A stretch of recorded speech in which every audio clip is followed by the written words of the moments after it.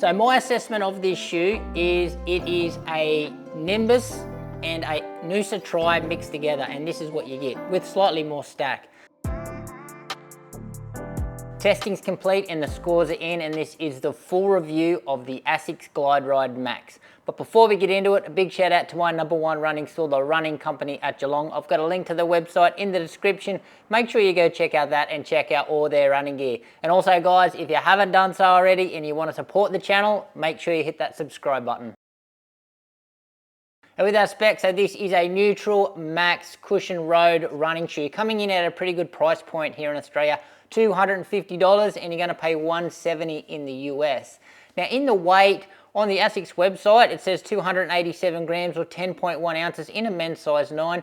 Now, my size that I've got here is just half a size under that, so 8.5 US, and I'm coming in way under that. So I'm only getting it about 270 grams, so 9.6 ounces. So ASICS are certainly selling them short with the weights that they are displaying on their website. Now in the stack here, very big stack, so 44 in the rear, 38 in the front, and that's going to give us a 6mm drop. And for the scores, I like the price point here for the Glideride Max. It's great to see that ASICS do look after us here in Australia and don't take us to the cleaners like some of the other companies do. So 8 out of 10. Now for the weight, around that 10 ounce mark, under the 300 gram mark.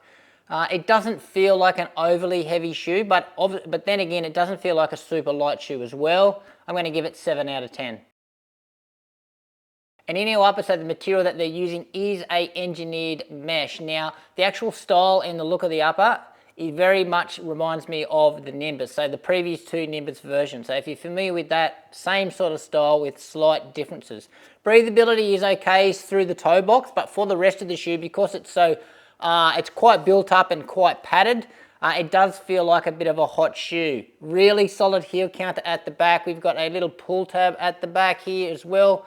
We've got a plush amount of padding around the heel collar, really nice, and it's finished off with this nice satin-like material.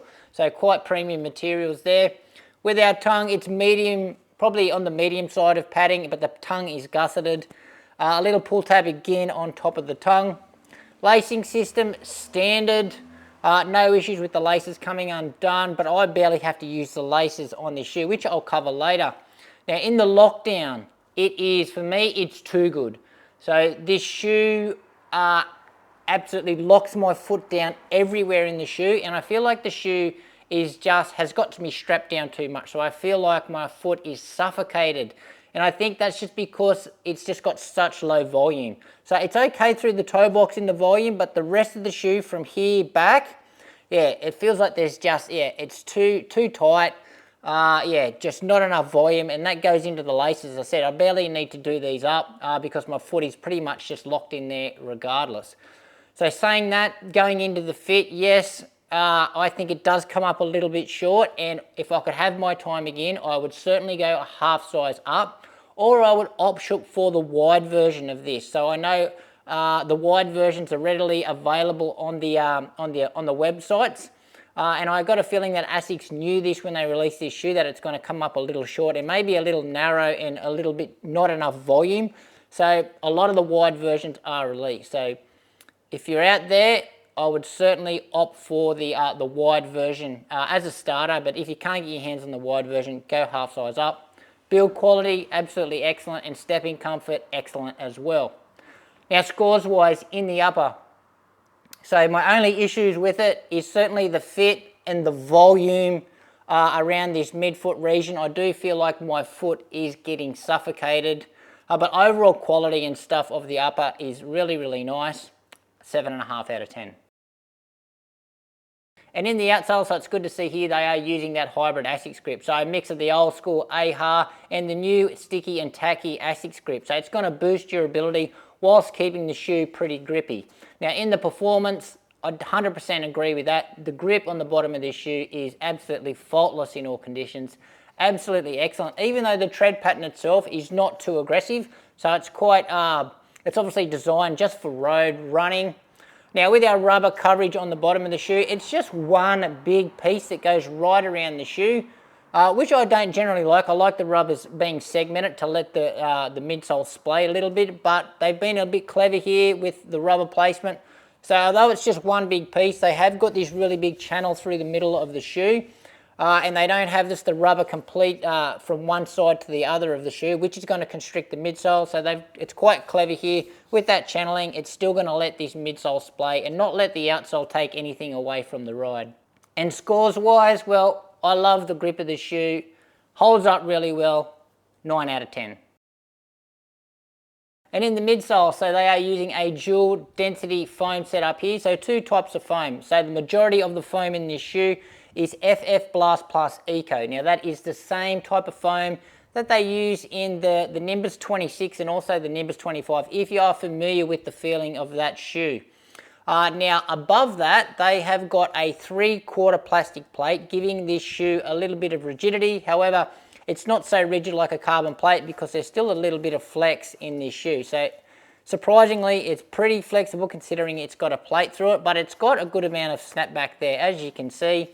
And on our top layer, we have got their brand new foam, the FF Blast Max foam. So this new foam is a lot softer than the Eco foam as the bottom layer, and it's a lot springier as well. So a lot more bounce, a lot more energy return.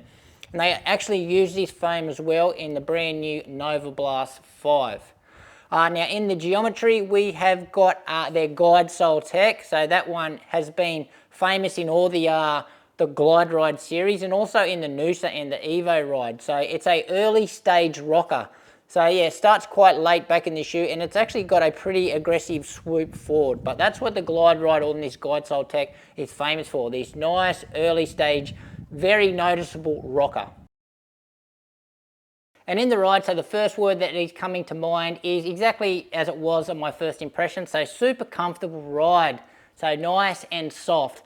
Now, the feedback of this ride is quite unique as well because these two foams work quite well together. So as you go through your foot strike, you sink in really easily through this little top layer of the FF Blast Max, so you squish in quite easily. But then this Eco foam sort of slows things down really quickly and stops that squish feeling, but it still protects you from the road and it's still got that softer feeling. And then as you roll through your foot strike and you transition out, again, this Eco foam is just protecting you from the road. It rolls you onto the rocker, and as you come out of the Eco foam and you come back through the Max foam, you get that little bit of pop and that little bit of spring and that little bit of bounce and excitement.